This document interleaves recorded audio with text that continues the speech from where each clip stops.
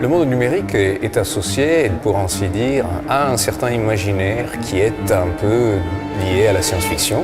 Or, même si on justifie ça d'un point de vue culturel et d'un point de vue historique, il faut aussi préciser que la réalité est fort détachée de cet imaginaire et que nous vivons en réalité dans un espace numérique qui épouse complètement notre espace quotidien. Nous nous servons du numérique, de ces technologies, de ces dispositifs pour communiquer entre nous, pour nous informer, pour vivre, travailler, pour être ensemble.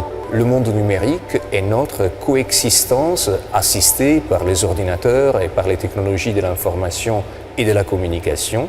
À chaque fois qu'on parle d'avenir avec le numérique, on nous raconte soit des choses extrêmement enthousiastes, soit des choses extrêmement inquiètes. Alors, enthousiaste, c'est il va y avoir tout un ensemble de nouvelles possibilités de transformation qui sont, par exemple, de pouvoir produire autrement, travailler autrement, avoir une vie sociale plus riche, etc. Et puis, symétriquement, tout un ensemble de grandes inquiétudes de destruction du lien social, de renfermement des gens sur eux-mêmes, de perte du contact humain. Et les deux sont vrais simultanément.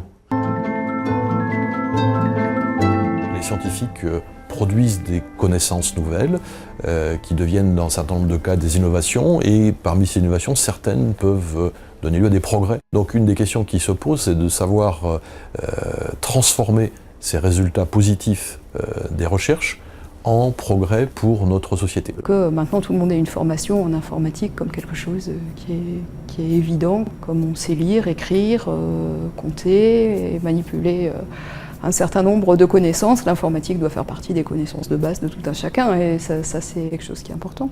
Penser l'avenir, c'est se mettre dans un monde où, dans quelques années, probablement, les ressources naturelles, ça se passe assez différemment, la démographie, ça se passe assez différemment, et donc on va avoir besoin d'anticiper ces transformations de la société dans les travaux même des chercheurs du numérique, qui doivent pouvoir arriver à faire du mieux et non pas seulement du plus, à fabriquer plus d'appropriation et non pas plus de subis, et à rentrer dans un cadre où le numérique favorise le vivre ensemble.